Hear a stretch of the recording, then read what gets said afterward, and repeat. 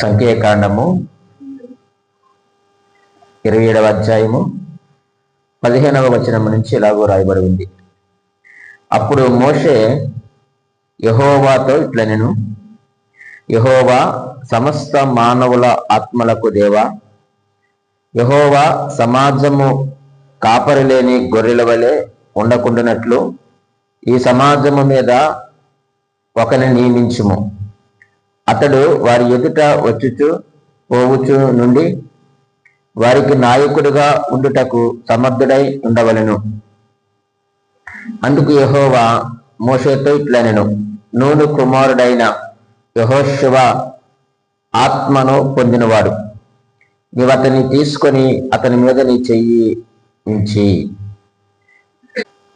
ప్రభునందు ప్రియమైన దేవుని సంగమా, మనము అలాగే ఇప్పుడు కూడా యెహోషువను గురించే మనము ధ్యానం చేయబోతా ఉన్నాం. అప్పుడు మాదిరిగల పరిచారకుడు అని మనం నేర్చుకున్నాం కదండి. మోషే దగ్గర ఒక మంచి మాదిరిగల పరిచారకుడు, కానీ ఇప్పుడు ఆయన సమర్థుడైన నాయకుడయ్యాడు. ఎప్పుడైతే మనము ఒక మాదిరి కలిగిన మంచి పరిచారకుడిగా మనం ఉంటామో ప్రభు దగ్గర, అప్పుడు దేవుడు మనల్ని ఏం చేస్తాడయ్యానంటే ఒక సమర్థుడైన నాయకుడిగా మనను ఎంపిక చేస్తాడు. ఆయన ఎదుట మనము ఒక నమ్మకముగా, ఒక మంచి పరిచారకుడికి ఎప్పుడు కూడా మంచి నమ్మకత్వం ఉండాలి, విధేయత ఉండాలి, ఓర్పు ఉండాలి, జ్ఞానాత్మ చేత నింపబడాలి. ఇవన్నీ కూడా మనము నేర్చుకున్నాం. అందులో దైవికమైన గుర్తింపు అనేటువంటిది చాలా ప్రాముఖ్యమైనది. యెహోషువ అవన్నీ కూడా కలిగిన వాడు కాబట్టి ఆ పరిచారకుడు కాస్త ఇప్పుడు ఏమయ్యాడయ్యానంటే సమర్థుడైన నాయకుడు అయ్యాడు. ఈరోజు ప్రియమైన దేవుని ప్రజలారా, మనము నాయకత్వ బాధ్యతలు మనము నిర్వహిస్తూ ఉన్నాం. అయితే నాయకత్వం అనేటువంటిది అది చాలా బాధ్యతాయుతమైనటువంటి హోదా, బాధ్యత కలిగింది నాయకుడు అంటే. అంత మాత్రమే కాదు, నాయకుడు అంటే దేవుని పట్ల శ్రద్ధను తెలియచేసేది.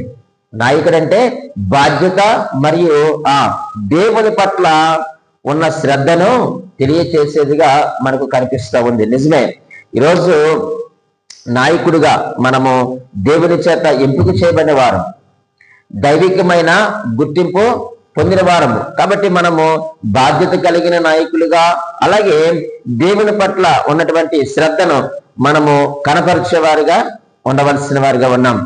సమర్థుడైన నాయకుడికి ఒక 3 లక్షణాలు చాలా ఉన్నాయి, కానీ మనకు అర్థం కావడానికి ఒక 3 విషయాలు మేము ముందు ఉంచుతాను. సమర్థుడైనటువంటి నాయకుడికి ఉండవలసిన మొట్టమొదటి లక్షణం ఏమిటయ్యానంటే నిస్వార్థమైన నాయకత్వం కలిగి ఉండాలి. ఎలా ఉండాలి? నాయకుడు ఎప్పుడు కూడా నిస్వార్థమైనటువంటి నాయకత్వాన్ని జరిగించాడు. నాయకుడికి ఎప్పుడు కూడా స్వార్థము అది పనికిరాదు. ప్రియమైన వాళ్ళరా, నిస్వార్థమైనటువంటి నాయకుడు అంటే ప్రజల క్షేమాన్ని చూస్తారు. ఈరోజు నాయకులు అనేటువంటి వారు వారి యొక్క వ్యక్తిగత క్షేమాన్ని చూసుకుంటున్నారు, కానీ నాయకుడు ఎప్పుడు కూడా ఎవరి క్షేమాన్ని చూడాలి? ప్రజల యొక్క క్షేమాన్ని చూడాలి. నువ్వు ఏ ప్రజల కొరకైతే ఎన్నుకోబడ్డావో, ఏ ప్రజల కొరకైతే నువ్వు ఏర్పాటు చేయబడ్డావో, ఏ ప్రజల కొరకైతే నువ్వు నియమించబడ్డావో, ఏ ప్రజల కొరకైతే మనం పిలువబడ్డామో, ఆ యొక్క ప్రజల యొక్క క్షేమాన్ని మనము చూడాలి. అందుకనే మోషే అన్నాడు 15వ వచనములో, అప్పుడు మోషే అన్నాడు యెహోవాతో, ఏమన్నాడు? యెహోవా సమస్త మానవుల ఆత్మలకు దేవా, యెహోవా సమాజము కాపరి లేని గొర్రెల వలె ఉండకుండానట్లు. చూసారా, ఈయన నిస్వార్థమైనటువంటి నాయకుడు. ఈ నాయకత్వం అనేటువంటిది నాతోనే ఆగిపోవాలి, లేక నేనే శాశ్వతమైన నాయకుడిగా ఉండాలి అనేటువంటి ఆలోచన మోషే గారిలో లేదు. ఆయన నిస్వార్థమైన నాయకుడు కాబట్టి ఆయన అంటున్నాడు, ప్రభువా యెహోవా వీళ్ళందరూ కూడా, ఈ సమాజం అంతా కూడా కాపరు లేని గొర్రెల వేళవారు ఉండకూడనట్లు ఈ సమాజం మీద ఒక నియమించు అన్నాడు. నిస్వార్థమైన సేవకుడు ఏం చేస్తాడంటే ప్రజల యొక్క క్షేమాన్ని చూస్తాడు. రెండవదిగా ఆలోచన చేస్తే అందులోనే నిస్వార్థమైన నాయకత్వంలో వారసత్వాన్ని కూడా చూస్తాడు. అంటే వారసత్వం అంటే తన కడుపును పుట్టిన బిడ్డలకు అప్పచెప్పడం కాదు నాయకత్వం అంటే.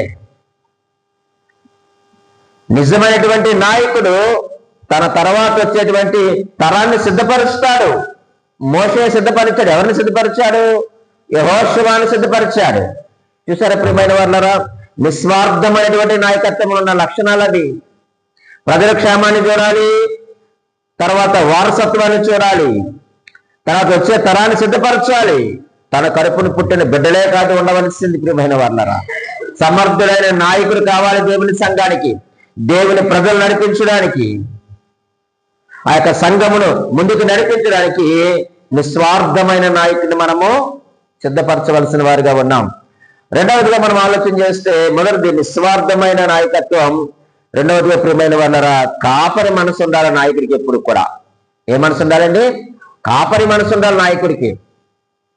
ఏంటి కాపరి మనసు? కాపరి ఏం చేస్తాడు? ఆ గొర్రెలకు లేక ఆ యొక్క మందకు, తన ప్రజలకు రక్షణను ఇస్తాడు. గొర్రెలు కాపరి గొర్రెలకు ఏమి ఇస్తాడు చెప్పండి? రక్షణ ఇస్తాడు కదా, లేక భద్రతను ఇస్తాడు. ఆ గొర్రెలు మేపుతూ ఉన్నప్పుడు ఏం చేస్తాడు? పొలంలోకి తీసుకుని వెళ్ళినప్పుడు ఆయన దూరం నుంచి గమనిస్తూ ఉంటాడు. ఆ గొర్రెలు మేస్తూ ఉన్నప్పుడు, ఆ మేపు చేస్తూ ఉన్నప్పుడు దూరం నుంచి గమనిస్తూ ఉంటాడు. ఒకవేళ దూరంగా ఉండొచ్చు కాక చుట్టుప్రక్కల పరిస్థితులు చూస్తూ ఉంటాడు. ఏ ప్రక్క నుంచి ఏ జంతువు వస్తుందని ఆయన ఏం చేస్తాడు అంటే తీక్షణంగా పరిశీలన చేస్తూ ఆ గొర్రెలకు, ఆ మందకు ఆయన ఏం చేస్తాడు అంటే రక్షణను ఇచ్చేటువంటి వాడిగా ఉంటాడు. ఎందుకంటే ప్రియమైన వాళ్ళరా, కాపరి లేకపోతే గొర్రెలు ఏమైపోతాయంటే చల్లాచెదరైపోతాయి. అంతే కదండి, వాడికి నచ్చినట్టు వెళ్ళిపోతాయి. అలాగే నాయకులు లేని సమాజం కూడా ఏమైపోతుందంటే గందరగోళం అయిపోతుంది. మన కుటుంబానికి ఒక సరైన నాయకుడు ఉండాలి. చాలా కుటుంబాల్లో భర్తను కోల్పోతే వారి యొక్క పరిస్థితిని చూడండి మీరు ఒకసారి. వాళ్ళకి ఏమీ తోచదు పాపం. ఎలా బ్రతకాలో, ఎలా జీవించాలో, ఏం చేయాలో, తను ఎలా బ్రతకాలో, తన పిల్లలు ఎలా బ్రతికించుకోవాలనేటువంటిది భర్త లేని కుటుంబాన్ని మనం చూస్తే చాలా మనకి అర్థమవుతుంటుంది. ఎందుకంటే ఆయన ఒక నాయకుడు కుటుంబానికి. అలాగే దేవుని యొక్క సంఘానికి మనం దేవుడు నాయకుడిగా ఎంపిక చేసుకున్నప్పుడు మనం కాపరి మనసు మనం కలిగి ఉండాలి. కాపరి ఏం చేస్తాడు అంటే వారికి రక్షణనిస్తాడు, లేక భద్రతను కలిగించేవాడు నాయకుడు. కాపరి మనసులో రెండవదిగా మనం ఆలోచన చేస్తే మార్గదర్శకత్వం వహిస్తాడు ఆయన. కాపరి ఎప్పుడు కూడా ఏం చేయాలి? మార్గదర్శకత్వం వహించాలంటే ప్రజలు సరైన మార్గంలో నడిపించాలి. ఏ మార్గంలో పడితే ఆ మార్గంలో నడిపించడానికి వీలు లేదు. తను ఏదైతే దేవుని దగ్గర నేర్చుకున్నాడో ప్రజలను సరైన మార్గంలో నడిపించాలి. ఒక ఆత్మీయ కాపరిగా మనము ఆ యొక్క మందకు ఉండవలసిన వారిగా ఉన్నాం. కాబట్టి మొదటి నిస్వార్థమైన నాయకత్వం. రెండవదిగా ఆ నాయకుడికి ఉండవలసిన లక్షణం ఏంటంటే కాపరికి ఉన్నటువంటి మనసు ఉండాలి. అవసరమైతే నడవలేనటువంటి గొర్రెలు ఏవైతే ఉన్నాయో వాటిని భుజం మీద వేసుకోవాలి. బలహీనంగా ఉన్న వాటిని భుజం మీద వేసుకొని మోయాలి. సరైన మార్గంలో నడిపించాలి. ఆత్మీయ మార్గంలో మార్గదర్శకత్వం వహించాలి. ఏ మార్గంలో పడితే ఆ మార్గంలో నడవకూడదు మనం. ఎందుకంటే కాపరి ఎలా నడుస్తున్నాడో, నాయకుడు ఎలా నడుస్తున్నాడో వెనుక గొర్రెలు కూడా అలాగేనే నడుస్తాయి. సో కాబట్టి కాపరి మనసు కలిగి ఉండాలి. మూడవదిగా సమర్థులైనటువంటి నాయకుడికి ఉండవలసిన లక్షణం ఏమిటయ్యా అంటే క్రియాశీలకమైన బాధ్యత ఉండాలి. ఏముండాలండి? క్రియాశీలకమైన బాధ్యత ఉండాలి. ఏమిటి క్రియాశీలకమైన బాధ్యత అంటే ముందుండి నడిపించుట. క్రియాశీలకమైన బాధ్యత ఏంటి చెప్పండి? ముందుండి నడిపించడం. వెనకుండి మనం తోలడం కాదు. వెనకుండి తోలితే అవి ఏ మార్గాన్ని పడితే ఆ మార్గానికి అవి వెళ్ళిపోతాయి. ఇప్పుడు నాయకుడు ఎప్పుడు కూడా కేవలము ఆజ్ఞ ఇచ్చేవాడు మాత్రమే కాదు ప్రియమైన వాళ్ళారా. ఆజ్ఞ ఇచ్చి నువ్వు చెయ్యండి, మీరు వెళ్ళండి అని చెప్పేవాడు కాదు నాయకుడు. ఎప్పుడు కూడా క్రియాశీలకమైన బాధ్యత అంటే ప్రజల కంటే ముందు నడిచేవాడు. అది నాయకుడికి ఉన్నటువంటి గొప్ప లక్షణం. యెహోషువకు అవన్నీ ఉన్నాయి, మోషేకు ఉన్నాయి. మోషే తర్వాత తన యొక్క తరాన్ని సిద్ధపరిచాడు మోషే ప్రియమైన వాళ్ళారా. కాబట్టి నాయకుడు కేవలం ఆజ్ఞ ఇచ్చి వదిలేసేవాడు కాదు. ప్రజల ముందుండి ఆ మందకు ముందుండి నడవాలి. అది క్రియాశీలకమైనటువంటి బాధ్యత. అంటే అంత మాత్రమే కాదు ప్రియమైన వాళ్ళారా, సంరక్షణను కూడా మనం అనుగ్రహించాలి, సంరక్షణను ఇవ్వాలి. అందుకే మనం ఆలోచన చేస్తూ ఉన్నప్పుడు ప్రియమైన వాళ్ళారా, చూడండి 16వ వచనంలో ఒక మంచి మాట రాశారు. అతడు వారు ఎదుట వచ్చుచు పోవుచుండవలెను అనే మాట మనం చూస్తూ ఉన్నాం. నాయకుడు ఎప్పుడు కూడా ఏం చేస్తూ ఉండాలట? వారి ఎద్దుకు వచ్చి చూస్తూ ఉండాలి, వారిని పరిశీలన చేస్తూ ఉండాలి. ఆ మంద బయటికి వెళ్తా ఉన్నప్పుడు, అలాగే తిరిగి లోపలికి వచ్చేటప్పుడు కూడా ఆ బాధ్యత ఎవరిది? నాయకుడిదే, కాపరిదే. ఒకవేళ యుద్ధానికి వెళ్తున్నారనుకోండి, ముందుగా నడిపించాలి నాయకుడు. వెలుపలికి వెళ్ళినప్పుడు నువ్వు ముందుగా నడిపించాలి, క్షేమంగా సంరక్షణ ఇచ్చి తీసుకొని వెళ్ళాలి. అలాగే లోపలికి తీసుకొని వచ్చినప్పుడు కూడా వారికి ఏమనుగ్రహించాలి అంటే సంరక్షణ ఇవ్వాలి. నువ్వు వెలుపలికి వెళ్ళినా లోపలికి వెళ్ళినా కదండి. కాబట్టి ప్రియమైన వాళ్ళరా, క్రియాశీలకమైన బాధ్యత అంటే మనం ముందుండి నడిపించాలి. అలాగే సంరక్షణను కూడా మనము ఇవ్వాల్సిన వారిగా ఉన్నాం. అందులో 4వదిగా మనం ఆలోచన చేస్తే ఇది దైవిక నియామకం. అది సమర్థుడైనటువంటి నాయకుడిని ఎవరు ఇంప్రూవ్ చేసుకుంటారంటే అది దైవికమైన నియామకం. దేవుడే నియమిస్తాడు, దేవుని చిత్తం. నాయకత్వం అనేటువంటిది ఎప్పుడు కూడా మనుషులు ఇచ్చేది కాదండి, దేవుడిచ్చేటువంటి కృప. అది నాయకుడు అంటే అది దేవుడు మనకి ఇచ్చినటువంటి కృప. ఈరోజు మనుషులు మనల్ని ఎప్పుడు చేసుకుంటారు అని అనుకుంటే అది పొరపాటు. మనుషులు ఎప్పుడు చేసుకుంటే మనం నిస్వార్థమైన నాయకత్వం చేయలేము, కాపరి మనసు కలిగి ఉండలేము, క్రియాశీలకమైనటువంటి బాధ్యతలో మనకుండవు. అంతకంటే ముందుగా అది దైవికమైనటువంటి నియామకము కాదు. నాయకుడు, లీడర్ లేక కాపరి, ఇది దేవుడు మనకిచ్చిన కృపే గాని ఇది మనుషులు మనకిచ్చిన హోదా కానే కాదు. యెహోషువ ఈ లక్షణాలన్నీ కలిగి ఉన్నాడు కాబట్టే ఆయన సమర్థుడైన నాయకుడు అయ్యాడు. దేవుడు ఎలా హెచ్చించాడో తెలుసండి?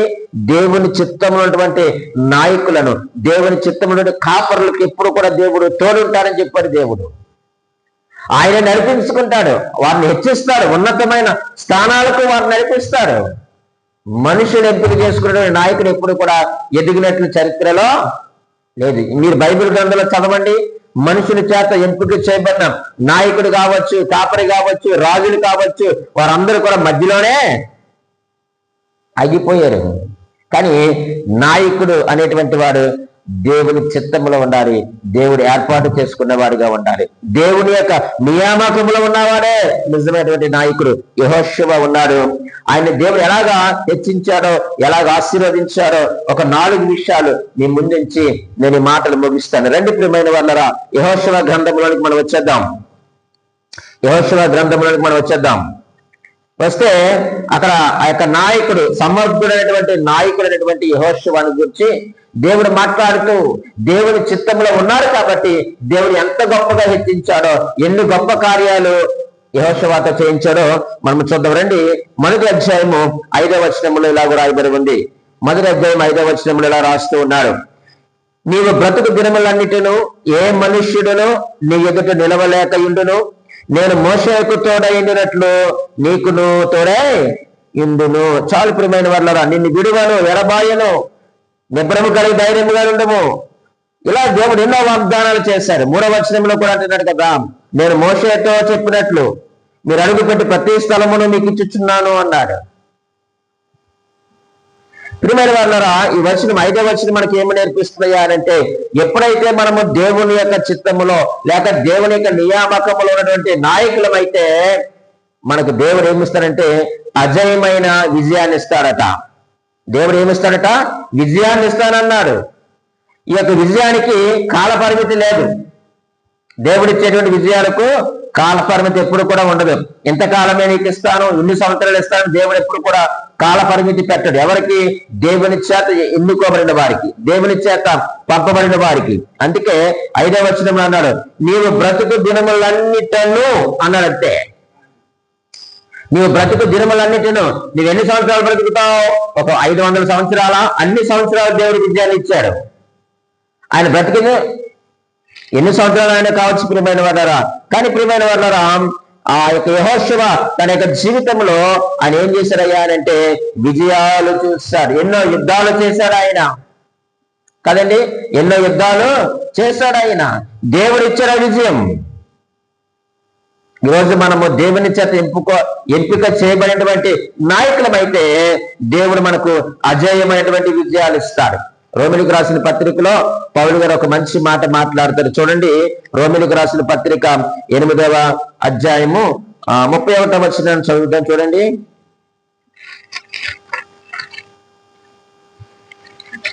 8:31 మాట రాసి ఉంటున్నాడు.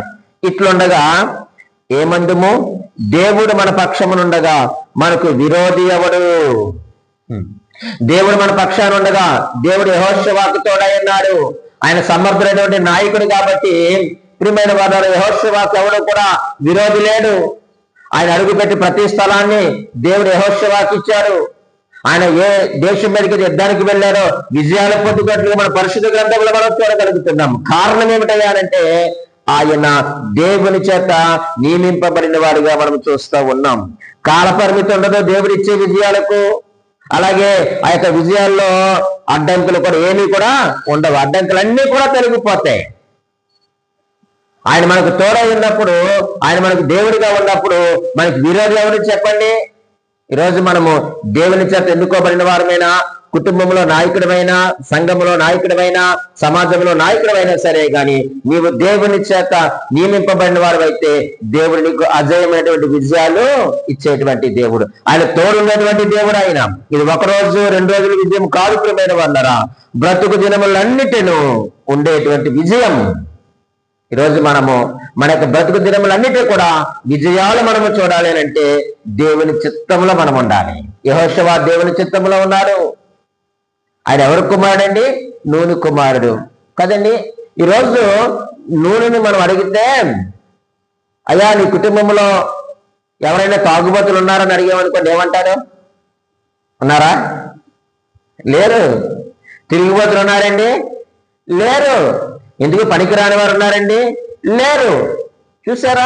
ఈరోజు మరి మన కుటుంబాల్లో మరి మన పిల్లల పరిస్థితి ఏంటి చెప్పండి? నూనె అడిగితే నా కుమారుడు యెహోషువ దేవుడు ఎన్నుకున్నటువంటి నాయకుడు అంటారు. ఈరోజు మన పిల్లల విషయమై మనం ఏం చెప్పగలం సాక్ష్యం? నేను వాక్యం చదువుతున్నప్పుడు నాకు అర్థమైంది, ఒకవేళ దేవుడు నా పిల్లల విషయమై నన్ను అడిగితే నేనేం చెప్పగలను? ఒక తాగుబోతు లేడు, ఒక తిరిగిపోతు లేడు, ఒక జోదగాడు లేడు, ఒక వ్యభిచారి లేడు. మరి ఎవరున్నారు నూనె కుటుంబంలో అంటే? దేవుడు మెచ్చినటువంటి నాయకులు ఉన్నారు, దేవుడు మెచ్చినటువంటి పరిచారకులు ఉన్నారు, లక్షల మంది ప్రజలు నడిపించడానికి దేవుడు సిద్ధపరచుకున్నటువంటి ఒక నాయకుడు ఉన్నాడు, దైవికమైన గుర్తింపు పొందిన నాయకుడు ఉన్నాడు, నిస్వార్థమైన నాయకుడు ఉన్నాడు, కాపుర మనసు కలిగిన నాయకుడు ఉన్నాడు, క్రియాశీలకమైన బాధ్యతలు కలిగిన వాడు ఉన్నాడు, దేవుని యందు భయభక్తులు కలిగిన వాడు నాకు కొడుకుగా ఉన్నాడని చెప్పుకుంటాడు నూను. ఈరోజు మన పిల్లల కోసం మనం ఏం చెప్తాం? ఏం చెప్పగలం మన పిల్లల కోసం? మన పిల్లలు అలా పెంచగలిగితే దేవుడి విజయాన్ని ఇస్తాడు. ఎప్పటి వరకునట? నీవు బ్రతుకు దినములన్నిటినీ కూడా దేవుడి విజయాన్ని ఇస్తానన్నాడు. కాల పరిమితి లేదు దేవుడి విజయాలకి. అలాగే విరోధి ఎవడు కూడా లేదు. చూడండి, 1వ అధ్యాయము యెహోషువ గ్రంథము 17వ వచనంలో కూడా ఒక మంచి మాట ఉంది. 1వ అధ్యాయము 17వ వచనం. మోషే చెప్పిన ప్రతి మాట మేము వినినట్లు నీ మాట విందుము అన్నాడు. దేవునికి మహిమ కలుగును గాక. అక్కడ ప్రజలందరూ కూడా అంటున్నారు, అయ్యా ఆనాడు మేము మోషే మాట విన్నట్లుగానే నీ మాట కూడా మేము వింటాం. కారణం ఏంటి? యెహోషువ గ్రంథం 1వ అధ్యాయము 17వ వచనంలో మాట మాట్లాడుతున్నారు వారందరూ కూడా. నీ మాట వింటాం. నీ దేవుడని యెహోవా మోషేకు తోడైనట్లు నీకును తోడైండును గాక. ప్రజలు ఎంత గొప్పగా యెహోషువని వారు స్వీకరించారో చూడండి, ఆదరిస్తున్నారో చూడండి, ఆయన మాటకి విధేయతను కనపరుస్తున్నారు. కారణం ఏమిటంటే ప్రియమైన వారులారా, దేవుని యొక్క కృప యెహోషువ మీద కొనసాగుతా ఉంది. మోషేకు తోడైనట్లుగానే మోషేకు దేవుడు ఏ కృపను అనుగ్రహించారో యెహోషువకు కూడా అదే కృపను అనుగ్రహించి ఆయన నడిపిస్తాడు. ప్రజలు గుర్తించారు, ఎస్ ఈయన దేవుని చేత ఎన్నుకోబడినటువంటి వాడని.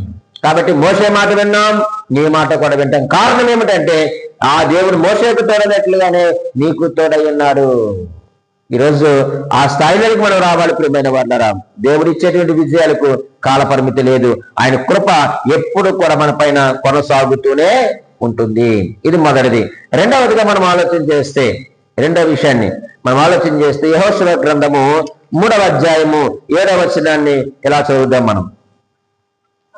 యెహోషువ గ్రంథం 3వ అధ్యాయం 7వ వచనంలో రాయబడి ఉంది. అప్పుడు యెహోషువతో ఇట్లా నేను మోషేకు తోడైందినట్లు నీకును తోడైందునని ఇశ్రాయేలీయులందరూ ఎరుగునట్లు నేడు వారి కన్నుల ఎదుట నిన్ను గొప్ప చేయ మొదలు పెట్టేదను. దేవునికి మహిమ కలిగిన గాక. ఈ వచనం నాకు ఏమి నేర్పిస్తాయనంటే ఇది దైవికమైన హెచ్చింపు. ఏ హెచ్చింపు అండి ఇది? దైవికమైన హెచ్చింపు. దేవుడే మాట్లాడుతూ ఉన్నాడండి. నేను నిన్ను హెచ్చిస్తానని దేవుడు మనతో మాట్లాడుతుంటే మనకు తిరిగేది చెప్పండి. ఆయన అంటున్నాడు నేను మోషేకు తోడైనట్లుగా. దేవుడు మోషేని విడిచిపెట్టలేదండి. యెహోషువతో మాట్లాడే ప్రతి చోట కూడా తన పై నాయకుని గుర్తు చేస్తూ ఉన్నారు దేవుడు. నేను మోషేకు తోడైనట్టు నీకు తోడై ఉంటారు. ఇశ్రాయేల్ అందరూ కూడా ఎరిగినట్లు నేను వారి కన్నుల ఎదుట నిన్ను గొప్ప చేయ మొదలు పెట్టేదను అన్నాడు. చూడండి, ఈరోజు దేవుని సంఘమును కాయడానికి, దేవుని ప్రజలను మేపడానికి దేవుడు మనను ఎంపిక చేసుకున్న నాయకులమైతే దేవుడు మనకు విజయాలు ఇస్తాడు. ఒకటి. రెండవదిగా ఇది దైవికమైన హెచ్చింపు. ఏ హెచ్చింపు చెప్పండి? చూడండి, మనుషులు ఎదుట గొప్ప చేస్తారన్నాడు. ఈ హెచ్చింపు ఎప్పుడు కూడా తూర్పు నుంచో పడమర నుంచో మనుషుల నుంచో ఎక్కడి నుంచో రాదండి. ఎవరిస్తారండి హెచ్చింపు? దేవుడే ఇస్తాడని కీర్తనలు చూడండి. 75వ కీర్తన 6-7 వచనాల్లో ఈ మాట రాయబడి ఉంది. 75వ కీర్తన 6-7 వచనాలు. తూర్పు నుండి అయినను పడమటి నుండి అయినను అరణ్యం నుండి అయినను హెచ్చు కలగదు.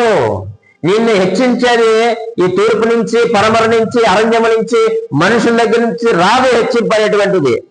7వ వచనం అంటున్నాడు దేవుడే తీర్పు తీర్చువాడు, ఆయన ఒకరిని తగ్గించును ఒకరిని హెచ్చించును. దేవునికి మహిమ కలుగును గాక. ఈ రోజు నువ్వు హెచ్చించబడాలి అనంటే, నీకు దైవికమైన గుర్తింపు రావాలి అనంటే నీవు దేవుని చిత్తములో ఉండు, దేవుని చిత్త ప్రకారముగానే ఉండు, విధేయత కలిగి ఉండు, నమ్మకత్వం కలిగి ఉండు, ఓర్పు కలిగి ఉండు. దేవుని యొక్క పరిచర్యలో ఖచ్చితంగా దేవుడే నిన్ను సమర్థుడైన నాయకుడిగా ఎంపిక చేసుకుంటాడు. ఇక్కడ మనం ఆలోచన చేస్తే ఈ హెచ్చింపు మనుషుల వల్ల వచ్చేది కాదు ప్రియమైన వాళ్ళరా, దేవుడే హెచ్చిస్తూ ఉన్నాడు. ఈరోజు మనుషుల్లో మనకు గుర్తింపు రావాలంటే వారికి ఏదో ఖర్చు పెట్టాలి, మనం డబ్బు ఇవ్వాలి, ఏదో ఆశ చూపిస్తేనే హెచ్చిస్తారు నలుగురిలో. కానీ దేవుడు హెచ్చించడానికి నువ్వు ఖర్చు పెట్టవసరం లేదు. ఆయన చెప్పినట్లు వింటే చాలు. ఆయన చెప్పినట్లు వింటే చాలు. యెహోషువ మోషే చెప్పినట్లు విన్నాడు, దేవుడు చెప్పినట్లు కూడా విన్నాడు. విధేయతను కనపరిచాడు, నమ్మకముగా ఒక మంచి పరిచారకుడిగా ఉన్నాడు. దేవుడు గుర్తించాడు, దైవికమైన గుర్తింపులోకి వెళ్ళిపోయాడు. దేవుని దృష్టిలో పడ్డాడు యెహోషువ. కాబట్టి ప్రియమైన వారలారా, ఆయన అంటున్నాడు నిన్ను మనుష్యుల ఎదుట గొప్ప చేసేదను అన్నాడు. ఇతరుల దృష్టిలో నీకు గౌరవాన్ని ఇస్తాను. మన దేవునికి మన నమ్మకంగా పనిచేస్తే ఖచ్చితంగా లోకం మనల్ని గుర్తించేలా దేవుడు చేస్తాడు. ఇది గుర్తుపెట్టుకోవాలి మనం. ఏంటండి, మనం దేవుని పని నమ్మకంగా చేస్తే లోకం మనల్ని గుర్తించేలాగా దేవుడే చేస్తాడు. ఈరోజు మనం లోకం గుర్తించాలని మనం పని చేస్తున్నాం, కానీ దేవుని పని నమ్మకంగా చేయి. అప్పుడు దేవుడు లోకం గుర్తించేటట్టు చేస్తాడు. మనకు మనం తెచ్చుకునే గుర్తింపు ఏదో రోజు పడిపోద్దండి, అది నిలవబడదండి. బాబేలు గోపురం కడదామనుకున్నారు, గుర్తింపు తెచ్చుకుందాం అనుకున్నారు, ఏమైపోయింది చెప్పండి? దేవుడు దాన్ని చల్లాచెదరు చేశాడు.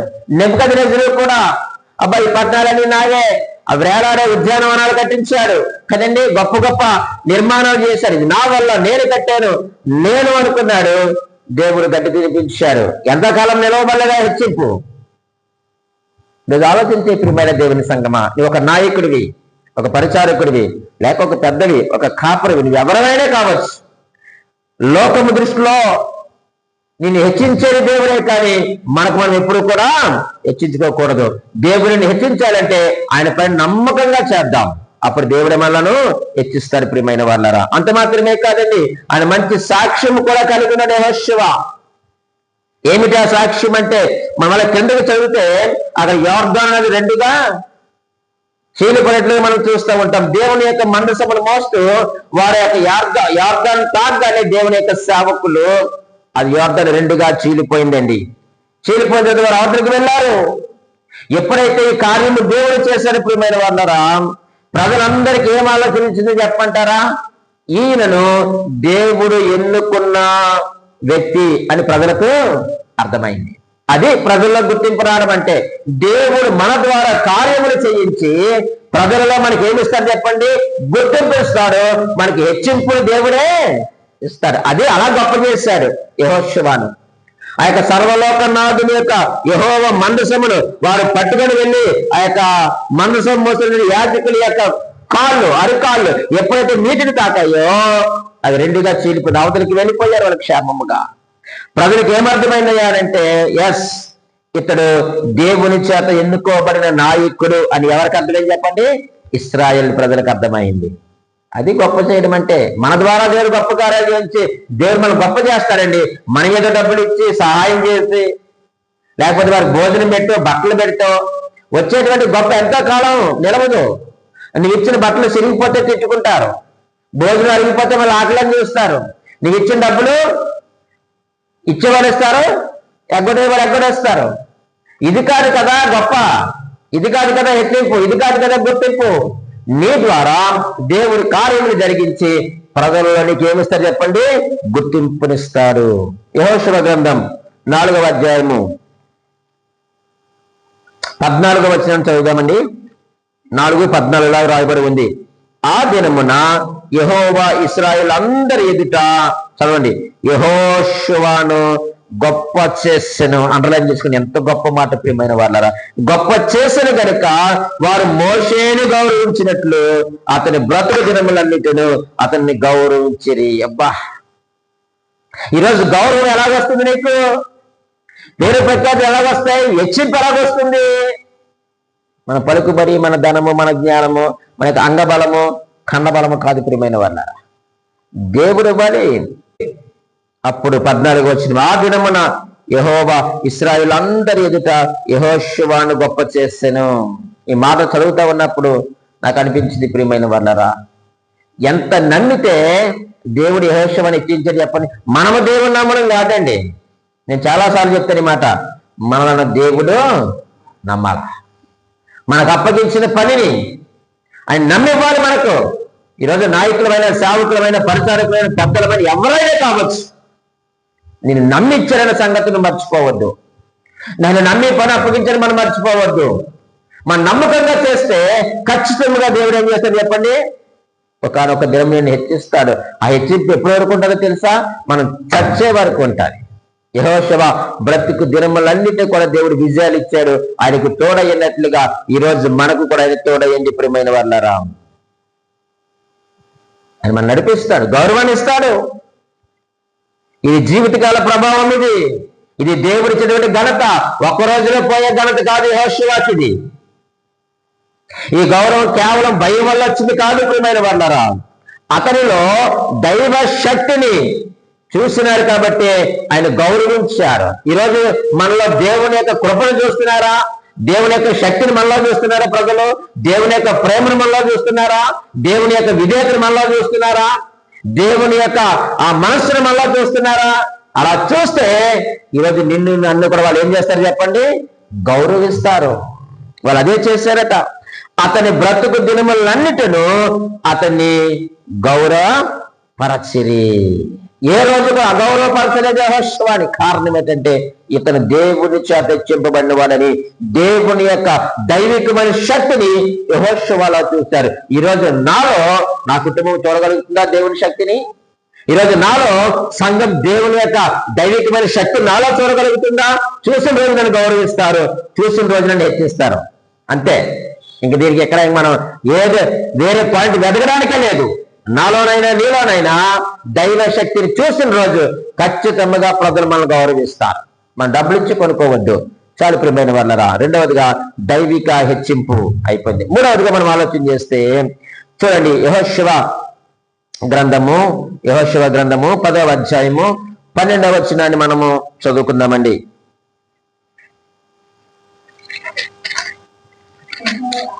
చూడండి, యెహోషువ గ్రంథము నేను చదువుతూ ఉంటాను. 10వ అధ్యాయము 12వ వచనం నుంచి ఇలా రాయబడి ఉంది. యెహోవా ఇశ్రాయేలీయుల ఎదుట అమోరీయులను అప్పగించిన దినమున ఇశ్రాయేలీయులు వినుచుండగా యెహోవాకు ప్రార్థన చేసెను. సూర్యుడా, నీవు గిబియోనులో నిలువుము. చంద్రుడా, నీవు అయ్యాలోను లోయలో నిలువుము. జనులు తమ శత్రువుల మీద పగ తీర్చుకునే వరకు సూర్యుడు నిలిచెను, చంద్రుడు ఆగెను అనుమాట యాషారు గ్రంథములో రాయబడి ఉన్నది కదా. సూర్యుడు ఆకాశ మధ్యమున నిలిచి ఇంచుమించు ఒక నాడెల్లా అస్తమింప త్వర పడలేదు. చూడండి, ఈ వచనం నాకు ఏమి నేర్పిస్తున్నాయా అంటే ప్రార్థనలో ధైర్యం. చూడండి, ఏం చేశాడు ఈయన? ప్రార్థన చేశాడు, చాలా ధైర్యంగా ప్రార్థన చేశాడు. నాకు ఇందులో ఒక 3 విషయాలు బాగా నచ్చాయి. మొదటిది ఏమిటంటే ఇది బహిరంగ విశ్వాసము కదండి. ఆయన మనసులో చేసుకున్న ప్రార్థన కాదండి. ఆయన ఏమన్నా చూడండి, ఇశ్రాయేలు వినుచుండగా, ఆ మాట మీరు అండర్లైన్ చేసుకుంటే చాలా బాగా అర్థమవుతుంది. 12వ వచనంలో ఆయన అన్నాడు కదా, అమోరీయులను అప్పగించు దినమున ఇశ్రాయేలీయులు వినుచుండగా అనేటువంటి మాట మనం చూస్తున్నాం. ఆ మాట అండర్లైన్ చేసి పెట్టుకోండి. అక్కడ ఆ మాట నాకు ఏమి నేర్పిస్తున్నాయా అంటే బహిరంగ విశ్వాసము. ఆయన ధైర్యంగా ప్రార్థన చేయడమే కాదండి, అది బహిరంగ విశ్వాసము. తన ప్రార్థన దేవుడు ఆలకిస్తున్నటువంటి పూర్తి నిశ్చయత అతనిలో ఉంది. దేవుడు నా ప్రార్థన అంగీకరిస్తారన్నటువంటి గొప్ప నిశ్చయత ఆయన ఉంది. కాబట్టి ప్రియమైన వాళ్ళారా, ఆయన చేసిన ప్రార్థన దేవుని యొక్క హస్తాన్ని కదిలించింది. ఈరోజు మన ప్రార్థన ఎవరిని కదిలిస్తుంది? కనీసం మన ప్రార్థన చేస్తున్నప్పుడు మనకు వస్తున్న నిద్రను కదిలించగలుగుతుందా? లేకపోతే నిద్ర మత్తుతోనే మనము మైండ్ ఒకటి ఆలోచన చేస్తూ పెదవులు ఒకటి పలుకుతున్నాయా? ఇది బహిరంగ విశ్వాసము. ప్రియమైన వాళ్ళారా, ఇశ్రాయేలు అందరూ కూడా వినిచుండగా చేసిన ప్రార్థన ఒంటరిగా చేసుకోలేదు, ఏకాంతంగా చేసుకోలేదు, తన హృదయంలో అనుకోలేదు అన్నమాట. పబ్లిక్ గా అందరూ వినిచుండగా ఆయన ప్రార్థన చేసిన ప్రియమైన వాళ్ళారా, తన ప్రార్థన దేవుడు ఆలకిస్తున్నటువంటి ఒక గొప్ప నిశ్చయత, విశ్వాసం యెహోషువలో ఉంది. కాబట్టి ప్రియమైన వాళ్ళారా, ప్రార్థించాడు. ఆ ప్రార్థన దేవుని యొక్క హస్తాన్ని కదిలించిందట. దేవుని యొక్క హస్తాన్ని కదిలించింది. ఇందులో మరొక మాట నాకేమర్థమైంది అంటే నాయకత్వపు బాధ్యత నాకు కనిపించింది వచనంలో. ఏ బాధ్యత? నాయకత్వపు బాధ్యత. లేక తనకు అప్పగించిన సంఘము కావచ్చు, తనకు అప్పగించిన ప్రజలు కావచ్చు, వారి క్లిష్ట సమయంలో ఉన్నప్పుడు ప్రియమైన వాళ్ళారా, నాయకుడు దేవునిపై ఆనుకునేవారుగా ఉండాలి. అది నాయకుడు ఎప్పుడు కూడా క్లిష్ట సమయాల్లో సొంత నిర్ణయాలు తీసుకోకూడదు. అది కుటుంబ నాయకుడమైనా, సంఘ నాయకుడమైనా, సమాజం యొక్క నాయకుడమైనా, దేవుని చేత ఏర్పాటు చేయబడిన నాయకుడైనా సరే గాని నీకు అప్పగించిన పనిలో ఒక క్లిష్టమైన పరిస్థితుల్లో నీ ప్రజలు ఉన్నప్పుడు మనం ఎవరి మీద ఆధారపడాలట? దేవుని మీద ఆధారపడాలని ప్రజలందరికీ ఏం చేశారంటే తన ప్రార్థన ద్వారా చూపించాడు. అందుకే ఇందాకన్నా నేను క్రియాశీలకమైన బాధ్యత కలిగిన వాడన్న నాయకుడు అంటే క్రియ చూపించాలి. క్లిష్టమైన సమయంలో దేవుని మీద ఆధారపడాలని ప్రార్థన ద్వారా తన ప్రజలకు యెహోషువ చూపించాడు. ఈరోజు మనం ఎలా చూపిస్తున్నాం మన కుటుంబానికి? అందుకనే మనం క్రియాశీలకమైన బాధ్యత కలిగిన నాయకుడిగా ఉందాం. లేదా ఒక భర్తగా ఉండు, ఒక తండ్రిగా ఉండు. కుటుంబంలో ఆ క్రియలని నీ కుటుంబానికి చూపించాలి. ప్రజలందరికీ కూడా తన ప్రార్థన ద్వారా చూపించారు క్లిష్ట సమయంలో దేవుని మీద ఆధారపడాలని. ఈరోజు ప్రజలుగా మనము కూడా విషయాలు నేర్చుకోవాలి ప్రియమైన వాళ్ళారా. అంత మాత్రమే కాదు, ఆ వచనంలో నాకు మరొకటి అర్థమైంది ఏమిటయ్యానంటే అది నిర్దిష్టమైన విన్నపం. ఏంటండి అది? నిర్దిష్టమైన విన్నపం. లేదు ఇంకా మనకు అర్థం కావాలంటే గురి కలిగిన ప్రార్థన. అది కరెక్ట్ గా గురి పెట్టాడు. ఎవరి మీద గురి పెట్టాడు? సూర్యుడా, నీవు గిబియోనులో నిలువుము. చంద్రుడా, నీవు అయ్యాలోను లోయలో నిలువుము. అంతే. ఆయన గురి ఇద్దరి మీద ఉంది, రెండింటి మీద ఉంది. ఎవరి మీద? ఒకటి సూర్యుడు, రెండు చంద్రుడు. అంతే. అంతే. చూడండి ఎంత నిర్దిష్టమైనటువంటి విన్నపము, లేక గురి కలిగిన ప్రార్థన. ఏదో సామాన్యమైన ప్రార్థన కాదు, ప్రకృతి నియమములను మార్చమని దేవుణ్ణి అడిగిన ప్రార్థన అది. ప్రకృతి నియమం మార్చమని దేవుణ్ణి అడిగాడు ఆయన. ఏమైందండి రిజల్ట్ మనకు తెలుసు. కానీ అక్కడ ఉన్న మాట ఏంటంటే, ప్రియమైన వాళ్ళ, సూర్యుడు ఆకాశ మధ్యమున నిలిచి ఇంచుమించు ఒక నాడెల్లా అస్తమింప త్వరపడలేదు. బా, సూర్యుడు ఎక్కడ ఆగమని ప్రార్థన చేశాడో, గురి కలిగిన ప్రార్థన చేశాడో, నిర్దిష్టమైన ప్రార్థన చేశాడో, బహిరంగంగా ప్రార్థన చేశాడో, ధైర్యంగా ప్రార్థన చేశాడో, ఆ ప్రార్థనకు సూర్యుడు ఎక్కడ ఉండిపోయాడట? ఆకాశ మధ్యమున నిలిచిపోయాడు. ఇప్పుడు సూర్యుని ఆ రోజు చూసినప్పుడు ఆ ఆకాశ మధ్యమున అలా ఉండిపోయాడు, ఆగిపోయాడు. ఒక దినమెల్లా ఆగిపోయాడట. సృష్టి క్రమాన్ని మార్చమని యెహోషువ ప్రార్థన చేశారు. ఈ రోజు మనకు కలిగిన చిన్న చిన్న వాటి కొరకు మనము ధైర్యముగా ప్రార్థన చేయగలుగుతున్నామా? నిర్దిష్టమైన ప్రార్థన ఉందా? గురి కలిగిన ప్రార్థన ఉందా? బహిరంగమైన విశ్వాసం ఉందా? మన ప్రార్థన ఏముందని మనం ప్రార్థన చేస్తున్నాం? ఎందుకు మన కార్యాలు చూడలేకపోతున్నాం? క్రియాశీలకమైన బాధ్యత కలిగిన వారిగా మనం ఉండాలి. యెహోషువ ఉన్నాడు కాబట్టి ఆయన ప్రార్థనలో ధైర్యం ఉంది. ధైర్యంగా, అంటే ధైర్యం అంటే ఏంటి? ప్రజలందరి ముందు ఓపెన్గా ప్రార్థన చేశారు, అందరూ వినిచుండగా ప్రార్థన చేశాడు. ఈరోజు మన ప్రార్థన మన భార్యకి వినబడదు, మన ప్రార్థన మన పిల్లలకి వినబడదు. కారణం ఏంటంటే మనం ఏం చేస్తున్నామో మనకు అర్థం కాదు. మనం చేసిన తప్పులు మనం దేవుడి దగ్గర ఒప్పుకుంటే పిల్లలు మనం నామూషిగా చూస్తారని అనుకుంటాం. మనం ఈరోజు మనం ప్రార్థించేటప్పుడు మన కుటుంబంలో నేను పాత్ర ప్రభావాన్ని ప్రార్థించలేకపోతున్నాను. కారణం ఏంటంటే ఎగతాళి చేస్తారేమోనని. కాదు కాదు ప్రియమైన వాళ్ళారా, నువ్వు ప్రార్థన అంటే నువ్వు దేవునితో సంబంధం కలమైన ప్రార్థన చేయి. అతను పూర్తి నిశ్చయతతో ప్రార్థన చేస్తే నా దేవుడు నా ప్రార్థన ఆలకిస్తాడని. ఆలకించాడు ప్రార్థన. దేవుని యొక్క హస్తాలు కదిలించాడు ఆ ప్రార్థన. దేవుని యొక్క సింహాసనమును కదిలించింది, దేవుని యొక్క ప్రణాళికను కదిలించింది. సృష్టి నియమమును, సృష్టి క్రమమును మార్చమని ఒక నరుడు ప్రార్థించగా దేవుడు ప్రార్థన అంగీకరించి సృష్టి క్రమమునే మార్చినటువంటి దేవుడు. నువ్వు అడగాలి కానీ ఏదైనా దేవుని కొరకు చేయగలవు. ఏదైనా చేయడానికి నా దేవుడు సిద్ధహస్తుడు. ఏదో మరి మనం అడగడం ఎలా అడుగుతున్నాం? యెహోషువ వలె ప్రార్థనలు ఏముండాలి చెప్పండి? ధైర్యం ఉండాలి. చివరిగా మనం ఆలోచన చేస్తే 6వ అధ్యాయము, యెహోషువ గ్రంథము 6వ అధ్యాయము 27వ వచనంలోనికి మనం వద్దాం. మరలా 6వ అధ్యాయము 27వ వచనంలో ఇలాగూ రాయబడి ఉంది, యెహోవా యెహోషువకు తోడైండును గనుక అతని కీర్తి దేశమందంతటను వ్యాపించెను. బా, ఇది ఆత్మీయ సాక్ష్యం. ఏంటండి ఇది? ఆత్మీయ సాక్ష్యం, లేక ఇది కీర్తి. ఎక్కడి వరకు వెళ్ళిపోయిందట? ఆ కీర్తి ఎక్కడి వరకు వెళ్ళిపోయిందట? దేశమందంతటను వ్యాపించెను.